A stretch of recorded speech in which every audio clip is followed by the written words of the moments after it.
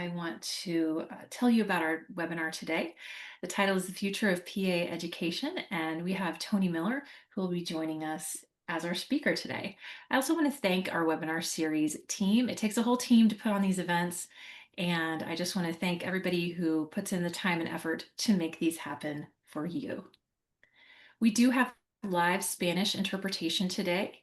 Aitana will be interpreting for us. This is not AI, this is a live human being translating for us today. So if you'd like to hear the webinar in Spanish today, go to the bottom of your screen. You will see either a globe icon or a little circle with 3 dots that says more, and you can select that to choose the alternative language channel and hear today's webinar and the following demonstration in Spanish. So thank you to Aitana, who will be translating for us today.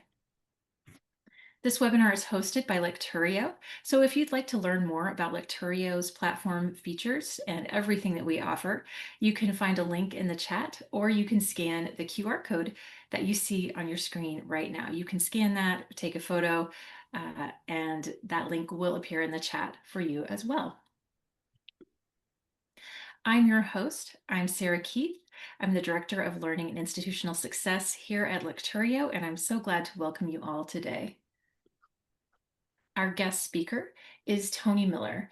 He is Professor Emeritus at Shenandoah University. He's an advisor to Healer and Lecturio and the past president of the PA Education Association, along with many other accolades. So we're so happy to welcome you today. Tony, I'll hand it over to you. Thank you, Sarah. Appreciate the introduction. And I'd like to thank everybody for joining us today. I guess some apologies to some of my colleagues that are overseas. This presentation will be sort of probably a little bit more relevant for those of you that are part of the U.S. education system, but I'm hoping there'll be some takeaways for those that are on other continents, and hopefully you'll be able to gain something from this as well. So with that, we'll go ahead and get started. I can get my slides and hold up. And hopefully, Sarah, would you confirm that the slides are working okay for us? Yes, I can see your screen. Okay, great. So we'll start off with what I hope that you'll get out of this presentation today, and that is to identify key internal and external factors impacting the PA profession down the road in the future. And I didn't on purpose did not describe what the future means. It could be next week, it could be 5 years, 10 years down the road. So let's sort of keep that open-ended to some extent, but also realizing that the farther down that you try to predict, the more likely you're going to have errors. I think what I did is try to focus on things that I know that are already emerging as trends or issues, and that we can sort of follow along and predict that those trends will continue. We're going to take a look at demographic, cultural, and other trends that also have an impact on the trajectory for the PA profession, and then take a brief look at AI and how that's going to have an impact on PA education. This is an outline of the presentation. We'll start off with just an introduction, talk a little bit about why does it matter, current state, emergent and emerging trends, and what might be in store for the future, what you may need to look out for, and then we'll finish up with a Q&A session. We'd like to devote a lot of time to Q&A, because I'm sure this will generate a lot of questions. One caveat is that I have no educational credentials that say that I'm a futurist. I don't have anything other than the fact that I try to follow trends and keep up with what's happening in both in the past and in the future, or emerging trends, and hypothesize what might happen, but certainly don't put any money on anything that I say. And on the same token, I hope that I'm right. So where do I see the PA profession in 2050 if you're taking sort of the long haul, which is fundamentally 25 years from now? And I want to recall a story from 1998. And it was sort of interesting that I actually found this. It was the email that I had which was an invitation to speak at an AAPA regional conference, and that was taking place in, let's see, March of 1998. And I was a panelist on this future trends presentation. And they asked us to prepare some remarks about where we saw the profession in 2050. Many of my colleagues that were on the panel, dear friends of mine, um, were talking about how PA profession will emerge as being a leader in primary care and a number of other things that I think were fairly routine. And I sort of took I would say, a little bit more diverse opinion on that. So I'm going to read to you from some of my comments, and and we'll see how I did. Um, so where do I see the PA profession in 2050? I will be dead. You will be about 80 years old, the members of the audience.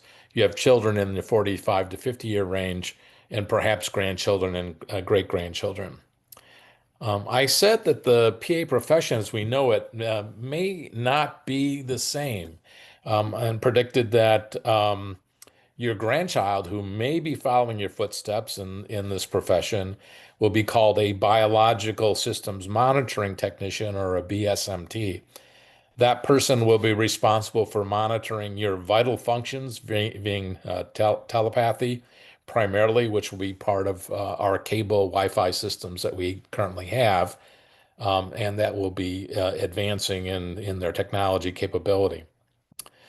She will have a daily caseload to monitor from the office and be responsible for sending Tech 2s out to the homes where the clinical picture doesn't match expected parameters. You will meet daily with senior biosystems analysts, which were formerly known as physicians, to review unusual cases and problems. Uh, Together, you will decide on whether chemical, genetic, or palliative or terminal therapy is indicated.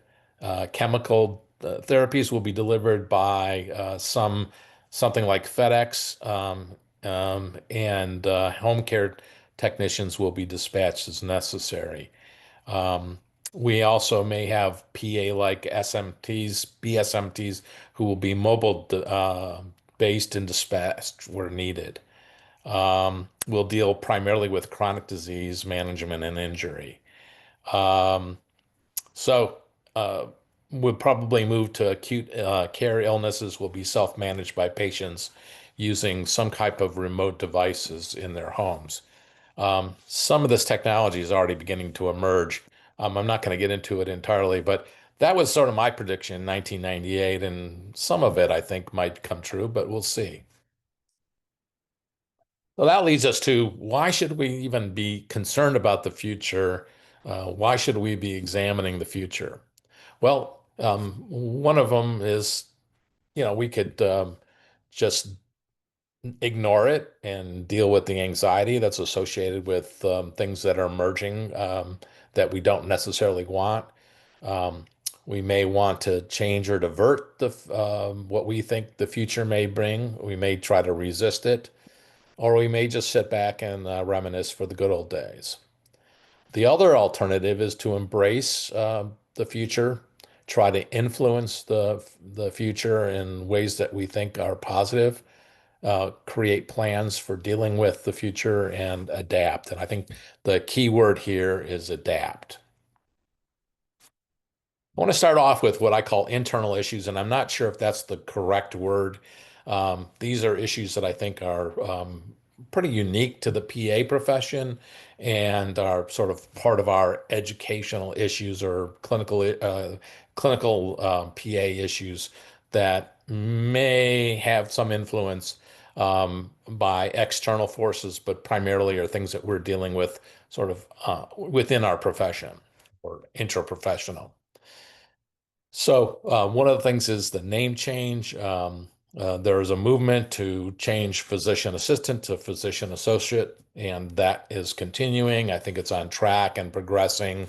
Some of the professional organizations like the AAPA have already changed their name, and I think some of the journals are contemplating changing the names of the journals. So that I think is underway. It's going to unfold. I don't know that the course of that's going to change down the road. I think at some point will be the physician associate profession. The other thing uh, that we're dealing right now is a so-called doctoral issue. As many of you know, right now PA is at the master's level, and that's been embraced. That changed from being anything in the year 2000 when the degree task force made recommendations that were accepted to change the degree to a master's degree for PAs. Um, Right now, we have is a rapid growth of what we call post-professional PA doctorates. Usually, they award something like a DSM, a Doctor of Medical, or DMS, Doctor of Medical Science, or DMSc, Doctor of Medical Science. Two ways of expressing that. But the other thing is that the profession continues to look at whether or not we should embrace an entry-level doctorate. And right now, PAEA has a commission that's looking at that issue and is supposed to be making some recommendations in the near future, whether that would be a mandatory movement to doctoral issue or whether it be something that would be considered to be optional for PA programs to transition to an entry level doctorate. So that is on the horizon and hasn't been resolved. Also, regulatory legislative oversight is something that's going on. As many of you know, that the American Academy of Physician Assistants is pushing for model legislation that would grant a little bit more autonomy for PAs and also have PAs be part of legislative or part of governing of I'm sorry, part of boards of medicine or boards of PA that have regulatory oversight for the profession. Also, the other aspect that they're looking at is something called the compact, which would allow greater flexibility for PAs to work in other states or when they move to other states, or if they live on border states where they might practice part of the time in one state and part of the time in another state, that makes it a lot easier to get licensure. Accreditation is another issue that constantly is evolving. Just recently in September, the ARCPA issued the sixth edition of the accreditation standards, and there's some modifications from the fifth that PA education will have to make adjustments for as that continues to unfold. And then I think the probably one that causes the most angst right now is the managing the growth and the competition. As we continue to expand the number of PA programs, there's additional pressure on clinical sites and preceptors to participate in the training of our students during their clinical year. And for a variety of reasons, one of the most probably aggravating issues that PA education faces right now is having sufficient clinical sites and preceptors, particularly in those areas of primary care like family medicine and women's health and pediatrics. I'll show you some slides that I think there's going to be increased competition over the years with trying to get quality students for our programs. And then as the number of programs expand, there'll be increasing competition for qualified faculty to actually deliver the education. Um, this picture I just got off of LinkedIn yesterday, just popped up in my feed. No McDoctorates. And so this is a group of individuals that are opposed to the accreditation of doctoral level post-professional programs that the ARC just recently announced that they'll start offering accreditation for that. So it's just one opinion, but I thought there's an intersection of the doctoral issue and accreditation as a good example. So I mentioned the growth of PA programs, and currently there are 321 accredited programs in the United States and many more across the world. Um, this particular graph shows the increasing growth, and it was pretty exponential over the time since 1965 when the first PA program launched at Duke Medical Center. The ARC on their website predicts 360 programs, so about a 40 program growth by 2029. And that's based on the number of programs that have requested to be considered for future accreditation action. So let's then move to external issues that also impact PA education. Um, so what is education grappling with now? And what will they be grappling with in the future? I think that we can put them in three buckets. One is cultural shifts, things that you might be experiencing now in your own PA programs and maybe yourselves within your faculty and as well as your students. Demographics is another issue, and then technology. Those I think are going to be the three big buckets of things that we're going to have to deal with. And I'll go into a little bit more on each of those. If we look at cultural shifts, I think we're talking primarily about work-life balance impacts. So, what is the current work environment? What is the scheduling and the flexibility, and how much autonomy do you have within your programs to carry out the mission and the educational program that you want? And what is the culture? Um, the next one is workload. School, clinical practice, how much time, how much workload are your faculty responsible for teaching? Also, in part the other legs of the academic stool, which would include service and scholarship or research. And then if your program allows them to do clinical practice, adding to that fourth leg of the stool, clinical practice. So you have balancing increasing demands for increased number of students in programs. And I talk to my colleagues, I see there's an increased pressure by school administrators to sort of balance the budget and maybe make money would be the other way to put it, and increase enrollments at the same time, managing maybe small increases in the number of faculty.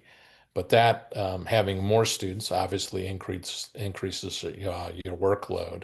And at the same time, you have your teaching load, you have scholarship expectations, clinical practice expectations, and service expectations, being on committees with the academic institution, as well as maybe external service obligations within the profession. The next one is technology and how that has an impact on us. Um, Sometimes the increase in technology, the fact that we've become very attached to our cellular devices or mobile devices and other technology, has an impact on our culture in terms of um, what was the promise of increased efficiency has resulted in perhaps increased stress because we're sort of all the time connected as opposed to having breaks away from that technology. In fact, I saw something on the news just recently where kids are making TikTok videos where they just sit and become bored. And they have a clock going on in the background so to see how long that they can stay unconnected from their television, from their video devices, and so forth. And then we also have to look at our balance of work as well as personal life and the impact of many of our faculty members who have family and obligations with that family, want to do traveling, and what kind of coping skills that you've developed. And coping skills sometimes are somewhat related to the sort of the quote unquote the generation that we belong to. So this is uh, an example of some of the generalizations around work-life perspectives related by the generation. So we move from their baby boomers all the way to our Gen A. I was used to talking Gen X and Gen Zs, but now we have a Gen A. This is the first generation that's fully digital. They grew up, they were born into technology, cell phones, and devices.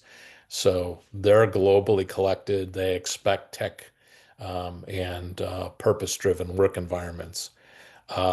There are some concerns about their attention span and social development. Maybe as time unfolds, those of you who are currently involved in teaching in PA programs may notice some trends that are tied into some of this work-life perspective. I hear frequently, for example, students are reluctant to read anything.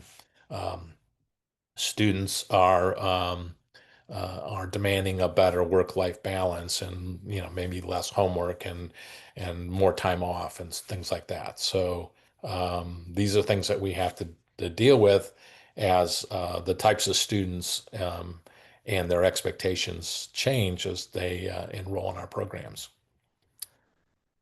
So speaking of work-life balance, to the extent that we can schedule flexibly. Um, when we talk about this, I guess I should include both faculty and students because I think it has an impact on both. Do we have scheduling where faculty have time off? Do we have scheduling where students can have some time off? What kind of flexibility is involved?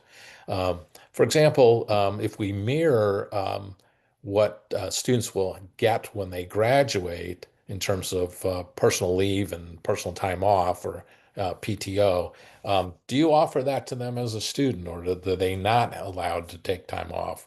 Are they required to be in attendance during all the sessions during the didactic year? Certainly during the clinical year, we would expect them. You can't learn unless you're in the clinical environment, but certainly in the didactic phase, what is the percentage of in class synchronous learning versus what kind of opportunities do you have for asynchronous learning? Um, One of the things that we see on a national level is um, a movement towards some of the programs that are coming online being designated as hybrid programs, where they're looking at a combination of synchronous and asynchronous learning. Um, in terms of remote work is another issue, and I just got through talking about the hybrid programs, which would give students some flexibility, particularly during their didactic phase. But post-COVID, we were able to figure out that we could do some work at home, and we could allow remote work. In some industries, there's a trend to let's get everybody back to being in the workplace because what was sacrificed to some extent was the personal interaction, that kind of sharing that happens in the hallways or so-called water cooler sharing. And we don't get that in remote work like we would otherwise. So there is some demands by some industry to do that. Um, I think in PA education, we have to balance remote work expectations and allowing that with um, having the time to interact with the students in a productive way in terms of advising any kind of help that they might need outside of the classroom. All of this has an impact on the person themselves, the coworkers, as well as students.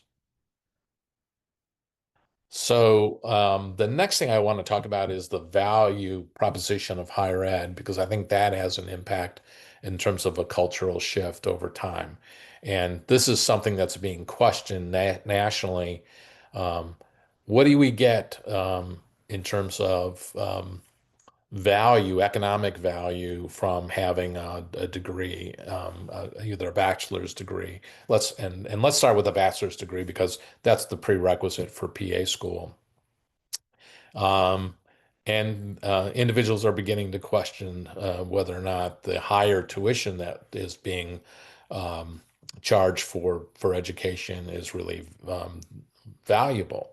There was a piece on the news this morning about the mean age of individuals who are buying houses for the first time, and we're seeing that that is increasing, going up into the years 40 plus years old. In the past, it was in the high 20s, which means that individuals are getting out of their baccalaureate program are not being able to afford housing, and that brings the anxiety and some question about, again, is having a degree, a higher ed degree, worthwhile? But looking at it from the PA perspective, I think we can agree that right now the job market is pretty good, but the tuition continues to trend up. Um, and from the last data that I was able to get from the PA Education Association, the median tuition is now 96, well, it was $96,960 plus about $5,000 in fees. So over $100,000 for a PA program or for PA education. I'm sure in the next report that PAEA puts out, we will see that go up significantly as well. But because there has been an upward trend that's fairly consistent since the 2013, showing an increases in tuition. Now that's also has an impact on student debt. And so you can see that the median um, debt range for PAs, and this is from NCCPA, stayed about the same, 137.50. But if we look at the mean, we see that there was an increase of about $3,000 in debt from 2020 to 2024.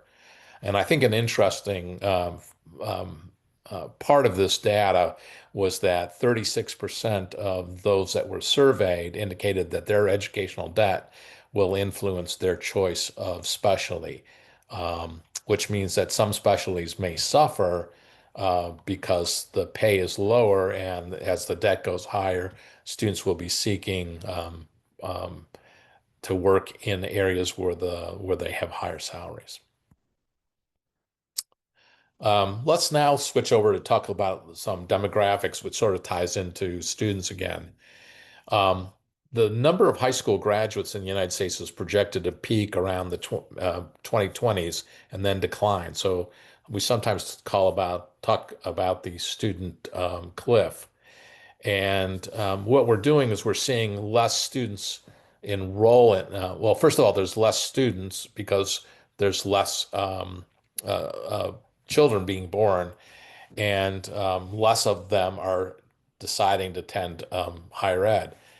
That means that if there's less individuals getting a bachelor's degree, that means that there's going to be less individuals available for PA programs to select from um, uh, for their purposes of educating PAs. So there's going to be challenges to recruiting, educating, and graduating students, particularly those who will resemble the population that they will serve. So we have an increase in Hispanic students over the years, or not students, but Hispanic population. And the question is do we have increasing numbers represented in PA education? So I think we have increased um, demand for students because of the growing number of PA programs, and because that the PA administrators or the institutional administrators are demanding higher enrollments within each cohort. At the same time, we're seeing less students, high school students, attend uh, and getting bachelor's degrees, which means that there's just going to be more competition for us to attract the right candidates that qualify for PA education, because not everybody that graduates from college or university is actually interested in PA. So, we don't. So if you take the numbers that are attending and then multiply that by, or subtract the numbers that are only interested in science or medical sciences, we have even a smaller number. And then if we're trying to recruit to resemble the population we will serve, that puts an additional burden on us. So that's the coming together of the increased number of programs, increased demands for higher cohorts, and the decreased number of students that are available to us. On the patient side, we have to look at the impact of the baby boomers. And as we know, that individuals that are in the elderly age groups have more disease, more chronic, multiple chronic diseases, and those require more time to manage and more individuals to help manage them, combined with also what's happening with our insurance and access to insurance. As you've been following the news, you see that there's going to be potentially some pressure on individuals, particularly in lower incomes, to be able to maintain their insurance premiums. So this slide just shows you the decrease in number of students that are enrolled in college. Now, I mentioned the baby boomer population, so we could see that it peaked at around 1958 in terms of number of kids that were born at that time, and then began to taper off. So those individuals, so what we're expecting to see in the next I'd say by 2030 is a decreased number of baby boomers. If the population of baby boomers goes down, that means that there might be a decreased demand for healthcare in that age population. And if there's a decreased need for healthcare because there's a decreased number of baby boomers, then right now we're facing a shortage of providers. Could we potentially be facing a surplus at that time? Moving on to technology, this is just exploding. So if I broke this down in terms of education and patient care, on the education side, we have an explosion of technology in the simulation area, virtual reality or augmented reality, incorporation of AI that we have to deal with, adaptive learning and assessment, and then in terms of research demands. In the patient care side, and always remember that education is preparing people to do patient care, so ultimately patient care will impact education. And AI and technology, we have enhanced tech diagnostics, which will lead to early technology, personalized and precision medicine, new meds. Just recently, they announced the possibility of having a one-time medication for the treatment of hyperlipidemia. That's a tremendous growth in technology, and that will have an impact once that gets approved, and if it comes true to be as good as it says, as they said it does in the media. We'll begin to have automation of routine tasks. AI and other technology can help us with clinical decision support, looking at epidemiology and helping predict diseases and where they're going to be. Surgery assistance, as in the Da Vinci robot devices that are being used now, and those will get more and more sophisticated.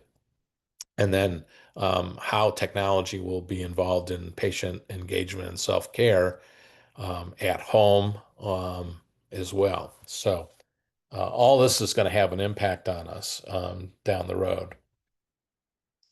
On the short-term basis, AI will become very common in reading X-ray reports or radiology reports, looking at pathology, doing interpretation of lab, some administration and automation. As one example, I will give you, recently I was in to see my primary care physician. He opened up an app on his cell phone, and our interaction was recorded. The use of AI was involved in screening out all the non-clinical discussion that we had, and it created a note for him that he would be able to just edit and not have to write on his own. and did not need to employ a personal scribe. So, and he said it was HIPAA compliant, so I have to trust him on that. So that's sort of an example of some technology that's happening using AI already. Um, in the next 5 to 15 years, we're going to be using AI to help us with clinical decision making, diagnostics, personalized medicine, chronic disease management. And then long term, we'll have ecosystems where AI will be involved in both predictive, preventive, and also continually monitoring patients. So moving the physician and the PA's role from being a diagnostician to one who's a data interpreter and guide for the patients. Um, this slide just shows you that sort of graphically for education and clinical. So I want to say a word about AI, and this may be getting a little bit ahead of some of my slides, but um, I know that talking with some of my colleagues, they're continually struggling with AI, particularly in terms of student assignments. And I had one of my colleagues tell me that, well, for their clinical notes or for their H&P write-up, they were going to have the person, they know that the students are probably using AI to create the notes. And so that individual thought it'd be best to have the students submit those things in a handwritten note. And I just sort of shuddered because at the same time I heard that, or I've been following that they don't teach cursive penmanship in elementary school anymore. So I sort of have pity for the individual who's going to have to read those notes. But at the same time, recognizing that that is creating a burden on the students to take their AI work and then just copy it into another form. And there may be some learning in that process, but that's sort of moving around it rather than embracing it. And maybe what we need to do is look for ways to use AI to our advantage and to the students' advantage. And that might be having them work at a higher level with AI so that they might create the note or have somebody create a note and then critique it. So using their clinical problem solving skills to critique the AI, which we all know is prone to mistakes, hallucinations, and so forth. So that's the challenge, I think, for us in PA education is how to use AI to our advantage and to our students' advantage, and not to try to skirt it, if you will. Um, and here's some areas for focus of AI in terms of knowledge, clinical knowledge. We're going to be moving from memorization of and recall that we do now, which unfortunately is being reinforced continually with just using the multiple choice questions that we use for assessment to working towards interpretation, judgment, and synthesis. And I'll talk a little bit more about that in a little bit.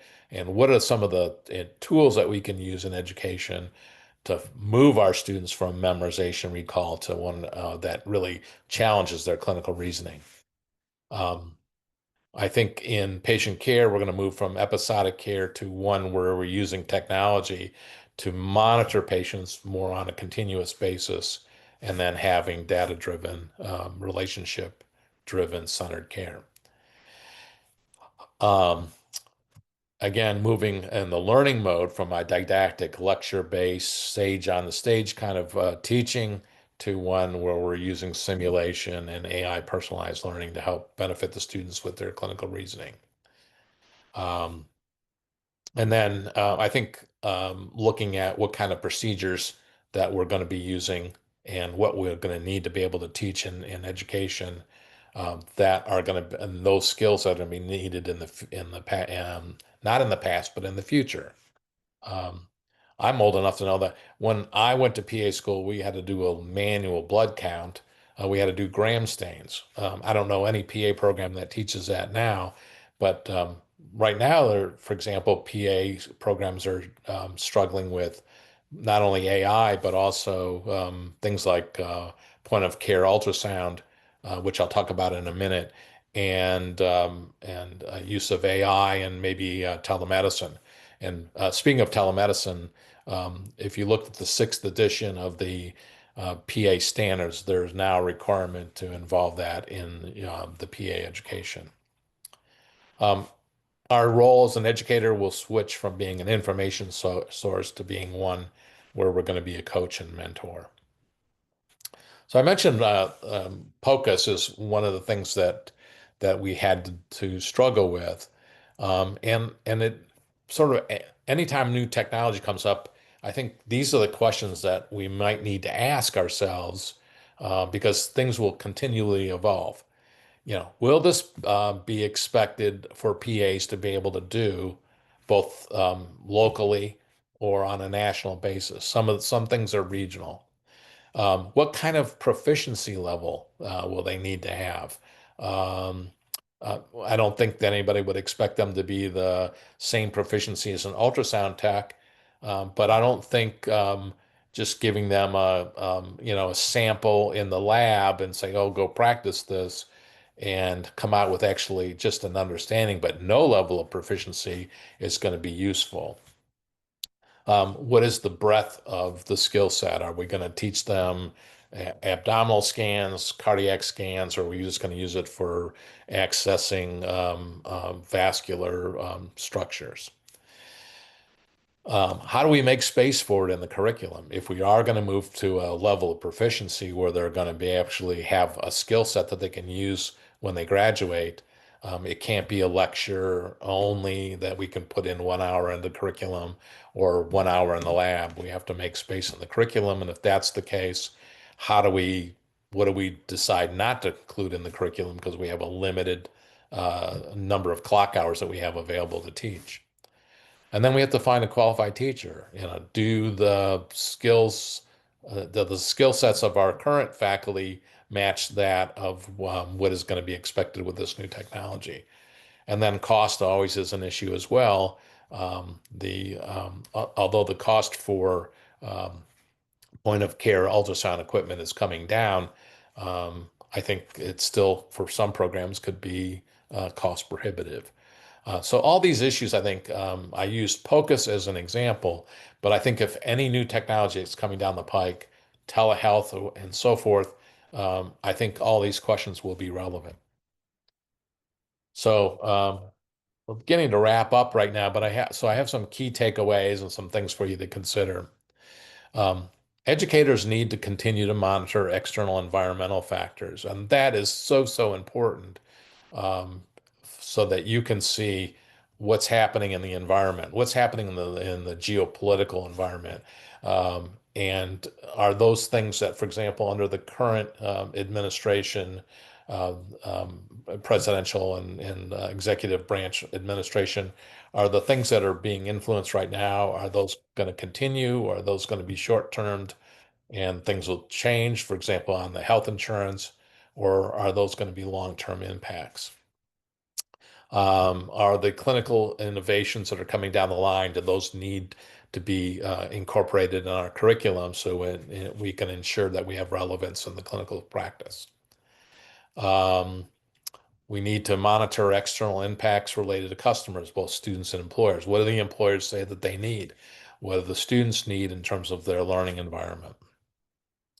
We have to be adaptable. We have to be innovative. And I think that the nice thing about PAs is that we have adaptability as part of our genetic code.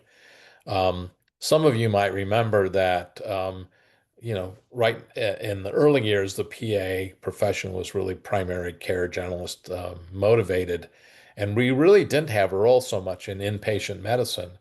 But when the AAMC and others came out with a limitation of hours that physicians could be on call during their residency, all of a sudden there was a deciding factor that we needed to have that workforce in the hospital if they're cutting back on the hours of the resident physicians, and PAs came in and filled that gap. And I can give some other examples over the years where we have been very adaptable. And I think because of the short-term time of our education and the sort of the innovation spirit of our educators, I think that we can move fast if we need to. Um, AI is here to stay. We're going to have to embrace it, not resist it, or not do workarounds. Um, Always remember that medical knowledge doubling time has moved from years to months. And so that means that we're constantly updating our lectures and presentations to make sure that they're relevant and updating our curriculum as well. Differentiation may be a saving grace on a competitive work market. So, for example, I mentioned earlier that we're going to be competing more for the limited number of students coming out of high school and then getting their bachelor's degree. Are any PA programs right now thinking about the adult learner population that we haven't been able to access as much because we're in almost all of us are in full-time curriculum? Could we develop a program that is part-time that would allow individuals continue to work at least for part of their education till they get to the clinical year, and that would allow more non-traditional students to become PAs and be part of our education. That's just one example of differentiation. I think the other example, as I mentioned earlier, is about the hybrid programs that are being developed.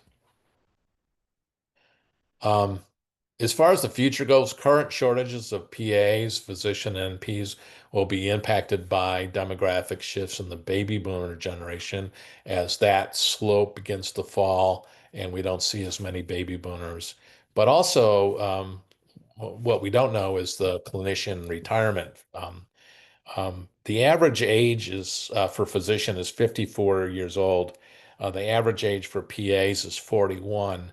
Um, in surveys that were done by the AAMC, 30% of the physicians said they were going to retire between the ages of 60 and 65. So, a number of physicians, and some of this is specialty dependent, are going to be retiring, which will create an opportunity for PAs to fill some of those gaps.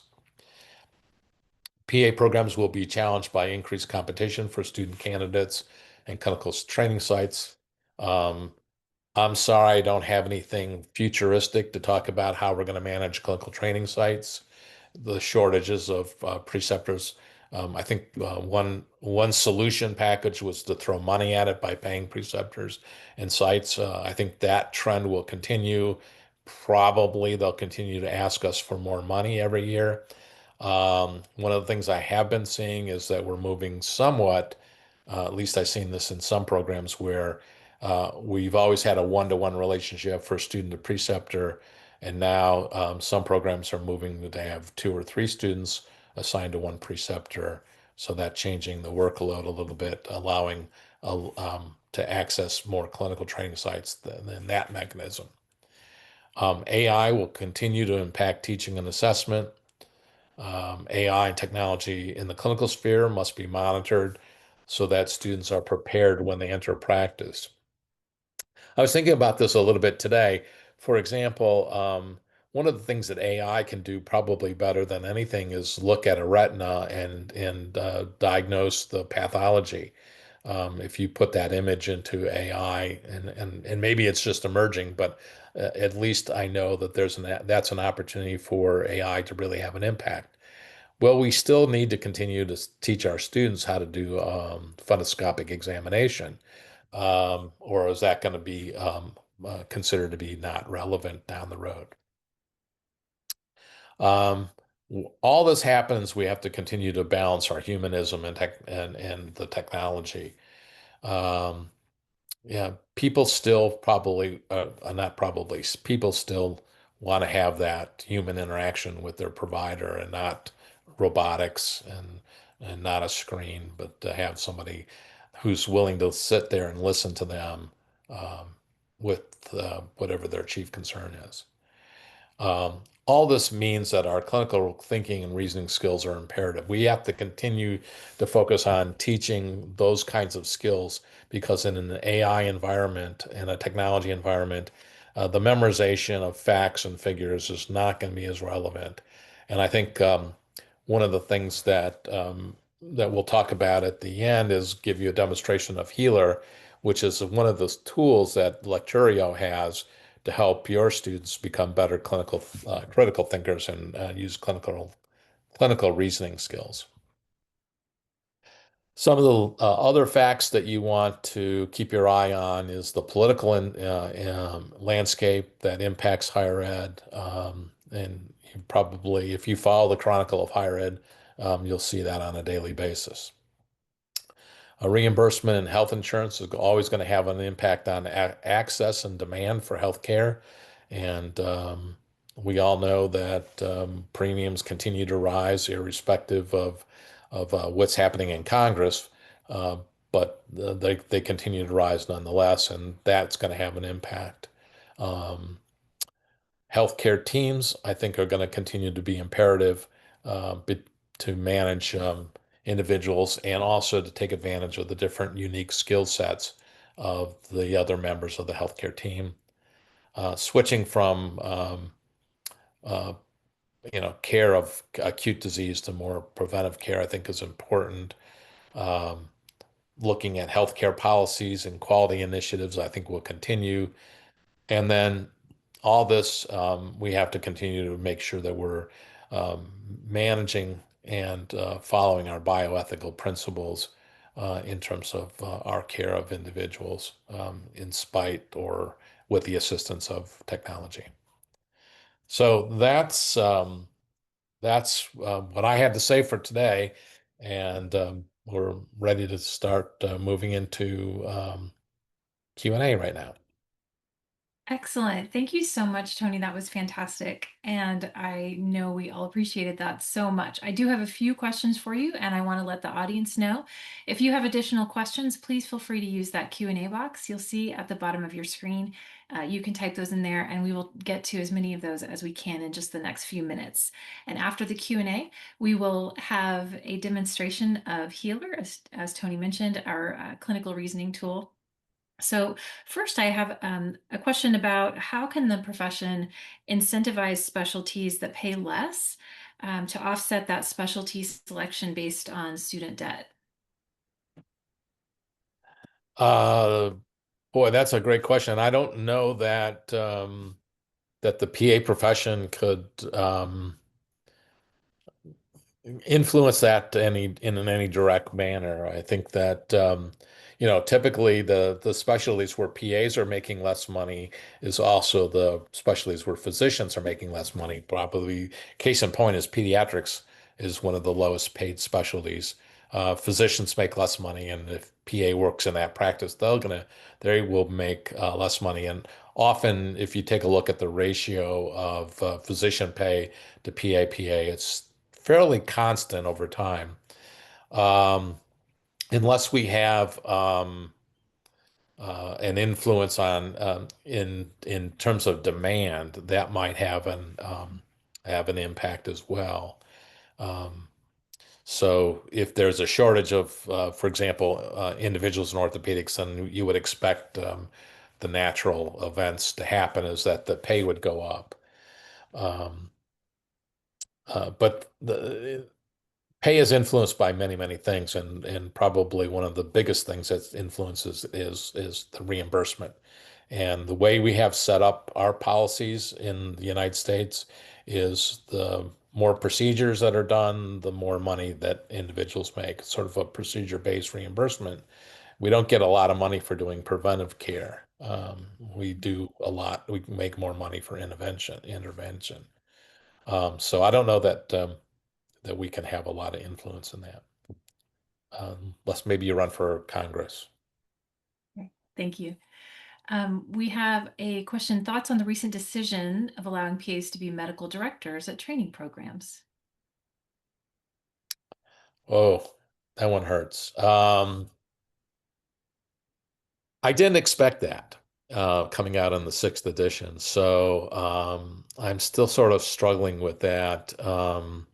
I think from a standpoint of our PAs, do we have the expertise to lead in terms of being a medical director? I think we do.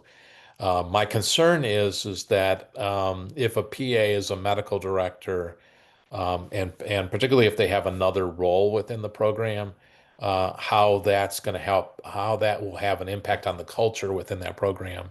And it could potentially, I think, have a negative influence on the culture. Now, if you have a PA who's a medical director who's doing the typical point two and is not, in terms of FTE, is not involved in the PA program in other ways, it probably would be less of a factor, but I am concerned if that medical director is also part of the principal faculty as well. Thank you. Do you have any recommendations for educators who are incorporating AI rather than trying to avoid it? Um, I think try to give one example, and I think rather than pretend it's not there, or try to look around, try to find workarounds on it. I think if you embrace AI and say, and it's hard for me to answer exactly. It sort of depends on what your assignment is. If your assignment is, for example, to do have your students do a let's say that you feed in some history and physical exam findings and maybe some lab values, and you ask them to do to create a differential diagnosis. I think having a critique of that differential that comes out of the AI generator um, might be useful, and so that the student becomes aware that AI is not perfect. It does have hallucinations. It makes mistakes. I saw on the news just recently, I can't remember the exact number, but uh, a couple lawyers used AI to prepare briefs, and AI generated cases that didn't exist. And in one case, one of the judges who found out about it asked the law board to look. He gave him a $5,000 fine, and then also asked the law board to look at whether or not that person should be allowed to continue to practice. Uh, I mean, that's outside of our profession, but it does acknowledge that AI does make up things, and thus what we call the hallucinations, and it makes errors. So we could teach students, for example, to use different AI platforms and do a side-by-side comparison. I think the idea is for them to recognize what are the advantages and what are the limitations. If you know the advantages and the limitations, and then you apply your critical thinking skills to that. And that's why I think having instruction in critical thinking is so important, because that's what the idea is. You have to find out what are the facts and what are not the facts. Mhm. Yeah, thank you. Okay, and one last question. Can you recommend some good resources for monitoring those internal and external factors that do affect the profession? I know you mentioned the Chronicle of Higher Education. What are some Yeah. other resources you might recommend? Well, I think one of them is, the obvious ones are monitoring the literature that comes out of our own profession, being the Journal of American Academy of Physician Associates, the journal that comes out of PAEA, JPAE. I think those are right away. But I think one of the things that I do is I have a Google search thing set up. I can't remember exactly what it's called, but what you can do is go into Google and ask them to give you a report periodically on physician assistant, or you can do it for any topic. And what they do is they accumulate, and you get once a week, you'll get stories that came out, and you can screen those. I find that the American Academy of Physician Assistants, their health monitor that comes out and shows you the different topics that they're exploring. If it sounds interesting, then you can click on and get the full report. But any device that aggregates information for you and allows you to select what is relevant for you or what you find interesting, I think are good tools. But you do have to monitor. Um, and believe it or not, I found that even in the area of medicine, Business Week uh, magazine is very helpful because they're always trying to look at what's happening in the future from a business perspective. Excellent. Thank you so much. We always appreciate your perspective and your wisdom and your candor in talking about the profession and where you think it's going in the future. And I really appreciate having you here today. So thank Thank you you. from all of And us. best wishes to all my colleagues, and may the future be bright for you. Excellent. Well, for those of you who'd like to stick around, we are about to do a demonstration of Healer, which is our clinical reasoning product here at Lecturio. I'm going to hand it over to my colleague, Dawn, who is going to take you through it. Awesome. Thank you so much, Sarah. And thank you so much to Tony Miller. We are so lucky to have him with us helping out with Healer and with Lecturio. Tony and I worked on the Healer project with NEJM Group, New England Journal of Medicine, for the last 5 years. So again, we're so lucky to have him here with us. And what I want to do today is just do a very quick demonstration of Healer, our clinical reasoning platform. And then if you'd like more details or a much further detailed demo or even trial access to the program, Sarah and team will be putting information behind the scenes so you can get that as well. So I'm going to jump into a very quick demo here of Healer for you.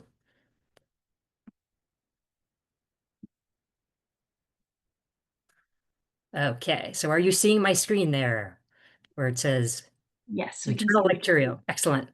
Okay, so Healer is an amazing platform here that currently has 132 cases. So these are going to be increasing. We are working on that now behind the scenes. So Healer was purchased by Lecturio about a year and a half ago.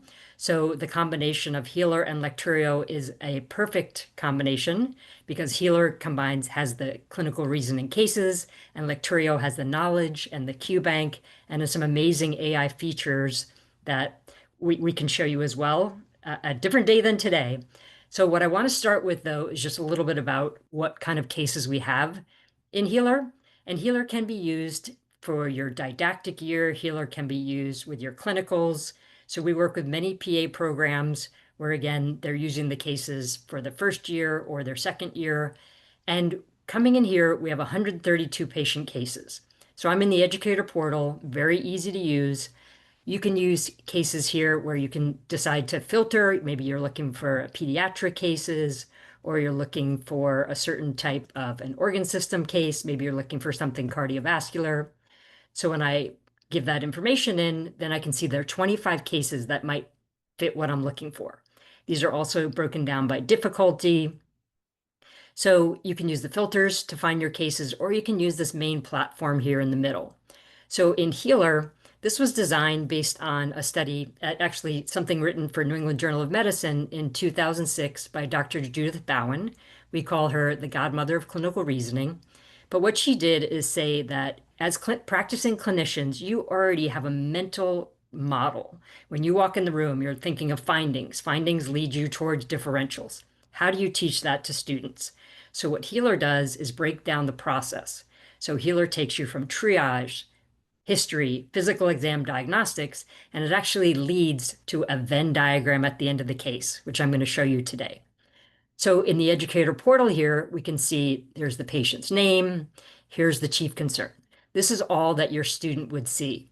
You as educators can come in here, you can see the final lead, and you can see this column here that says IS objective.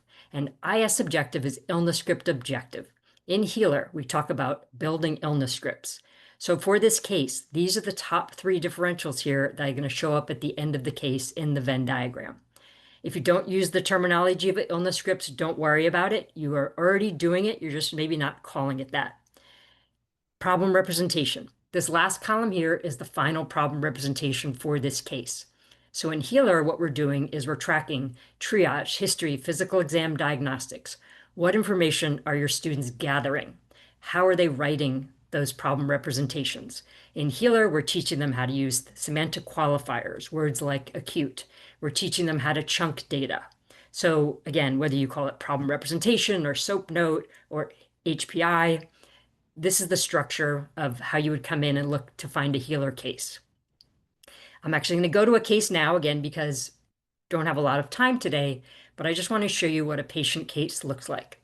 So in Healer, I just switched from the educator portal to the learner dashboard. Very easy to navigate, very easy to assign cases. So you can assign cases where your students would do the cases on their own.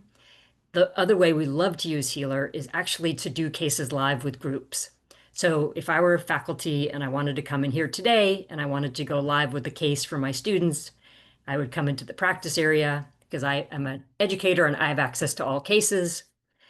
You can see here, this is my favorite case, Matthew Yang. I've done it many times. So I'm coming in as an educator today, and I'm going to meet with my class. And I've done this live at many PA programs. So what we're doing here is we're going to take the group live through a case. So we're tracking for them the efficiency and thoroughness of data acquisition at each stage of the case. Depending on if they're first years or second years or where they are in the program, you may want to focus more on data efficiency versus data thoroughness. All of that will be tracked for you. All of that will roll up at the end of the case for the students, and all of that rolls up into the educator portal for you. We're looking at how they're ranking their differentials by each stage of the case. We're looking to see if they have any can't miss diseases that they missed.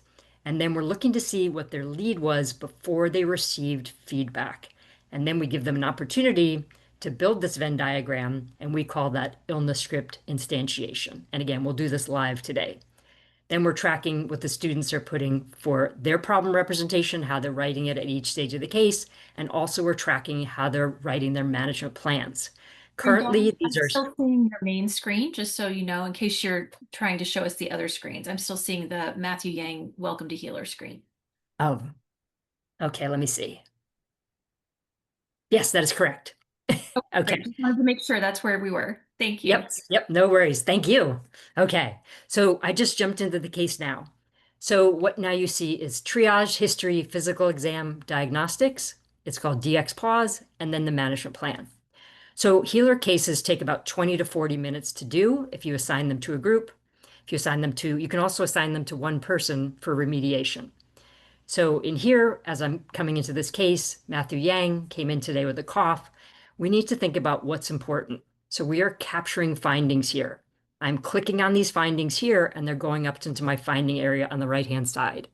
So what we're asking is for the students to think about what information is important. Does it lead me towards one differential, away from another differential?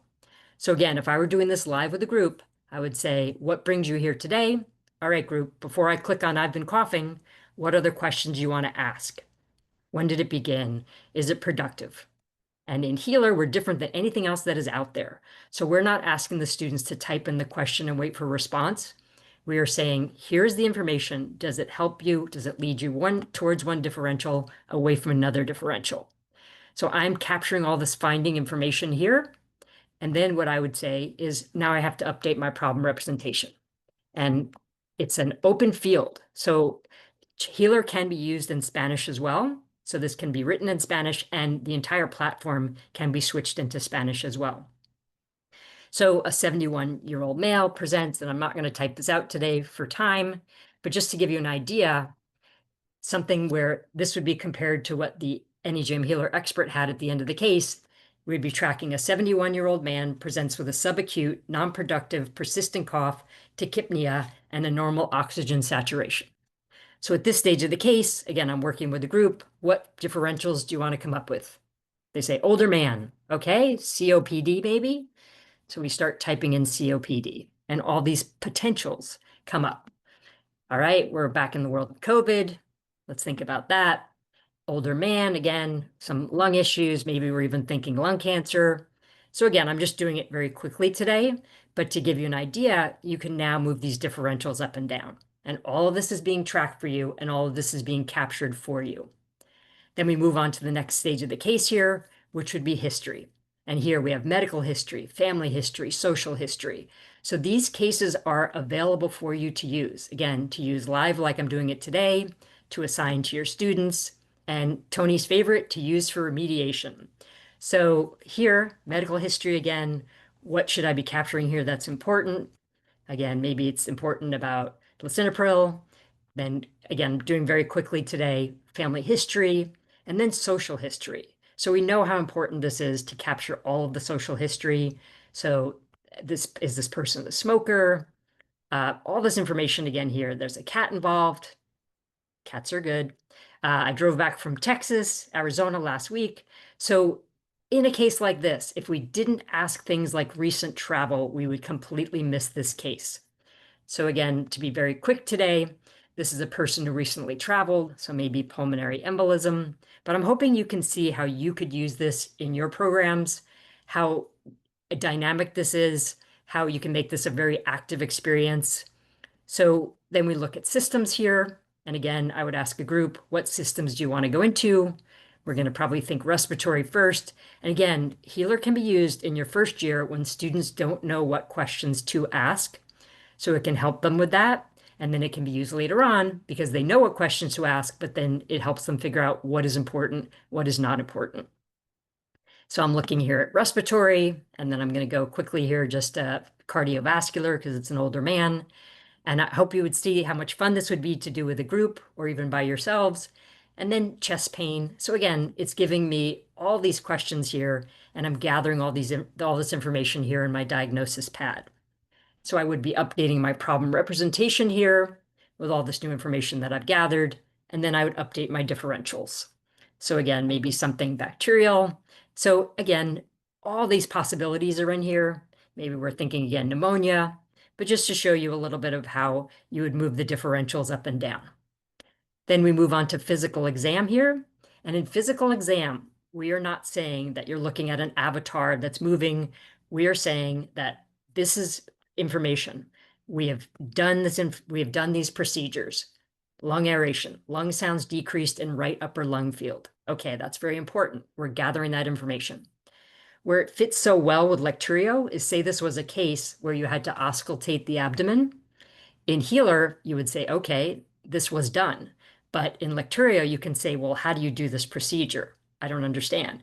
So a great video from Dr. Holt from Yale would come up, and it would be a procedural video of how to actually auscultate the abdomen. So again, the two platforms work so well together. So again, today's very, very quick demonstration, just to show you a little bit about how the platform works. We're gathering information at each stage of the case. We're updating our problem representation with all the information that we've gathered. And you'll see at the end, this is all going to play in where they're going to get feedback on all the findings they picked, all the differentials they picked, and the problem representation and the management plan. So again, the speed version, we then go on to the next stage here, which is diagnostics. And in Healer, we're saying these tests were ordered. We are not saying these are tests that you are asking to be ordered. Later, there's a management plan. So again, Healer is all about, does this information help me? Does it lead me towards one disease, away from another disease? Lead one differential away from another differential. So again, all this information is provided in here. And then just from looking at this information, we want students to not just pick the reds, just like an electronic health record. We also want them thinking about things that are normal because they have to rule things out. So for today, I'm going to kind of give this away a little bit.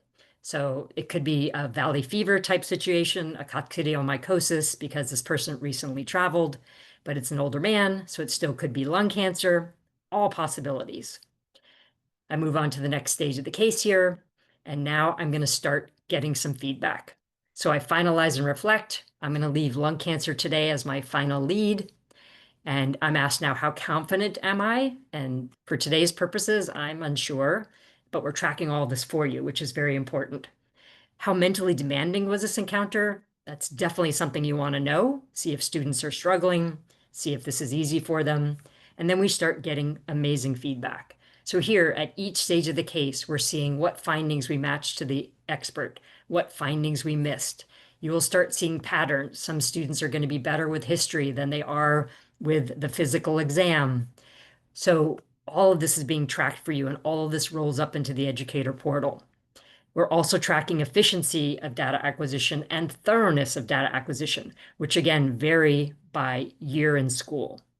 Then we have the top 3 diseases. So yes, I did match with coccidioidomycosis, valley fever. I did match with lung cancer. I completely missed pulmonary TB, and they didn't really like my COPD. So now what happens is my favorite part, and Tony and I worked on this for a long time with AnyJam group to really create this Venn diagram. So this is where it's the building of likelihood ratios. So we are building an illness script here, and we're using likelihood ratios to move findings into areas of the Venn diagram.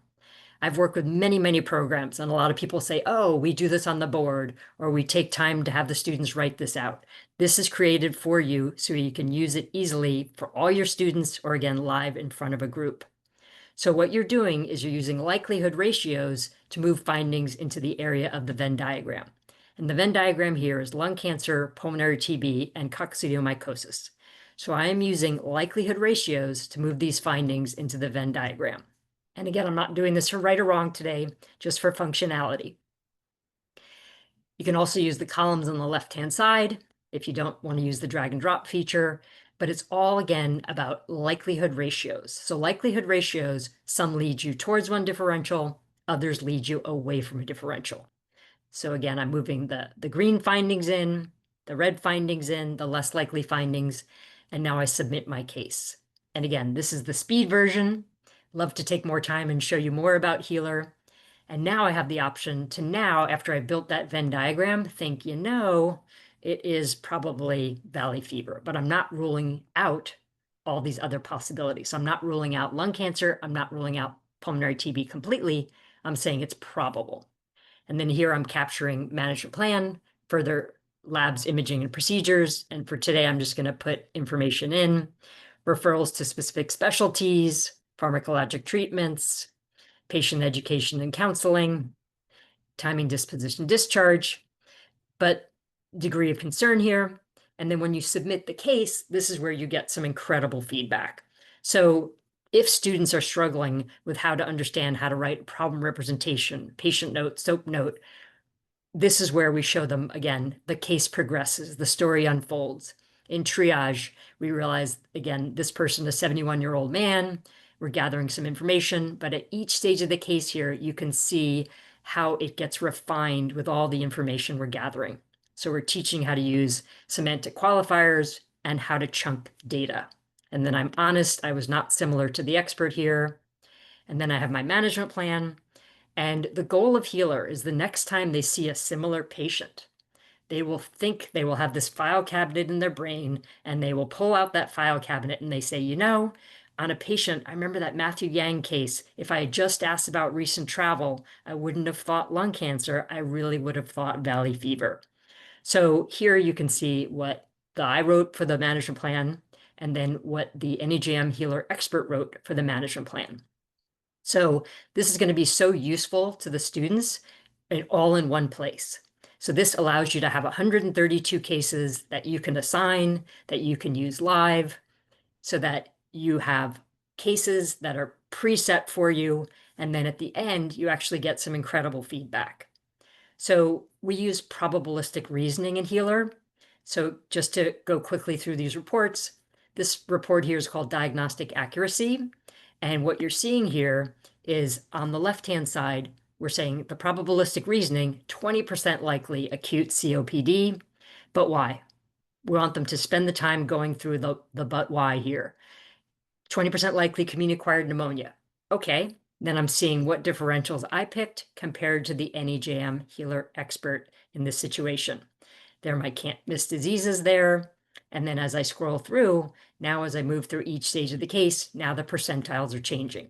So now 35% likely community-acquired pneumonia.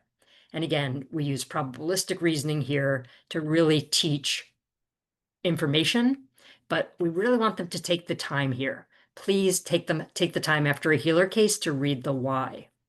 All right. So then as I scroll through here, by the time we get to the final part of this case, which is diagnostics, we're 85% likely valley fever, but we're not ruling out lung cancer or pulmonary TB. The other things we're capturing are findings at each stage of the case, and then we're looking at illness script concordance. So this is, say you have a struggling student. You could ask them to pull up their Venn diagram and say, why did you have this test in this area? Why didn't you think travel for the US would be for coccidiomycosis? So again, great way to go through a case with a group, or again, as maybe a remediation. So let me stop there and see what questions you have about Healer.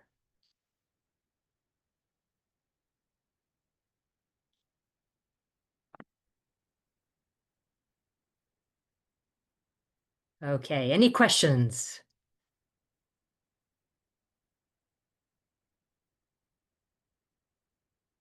All right, Sarah, back to you. Excellent. Thank you so much, Dawn. I always learn from you when I watch one of your demos, and it's always good to see uh, a little more about the Healer tool and how it works. And so if you are interested in booking a more in-depth demo, there's a link in the chat to do that for Healer or more generally for Lecturio and our entire family of products. So you'll find those links in the chat. And to everyone who joined us today, I want to say thank you. Thank you again to Tony Miller, our speaker, and to Dawn, who gave that great demo just now. And so for everyone who wonders, yes, there will be a recording available, so keep an eye on your email. There's also a survey in that email that we'd love for you to take. And if you need a certificate of attendance, please fill out that survey and indicate that you need that certificate, and it'll be generated for you. So thanks for joining us today, and have a great week.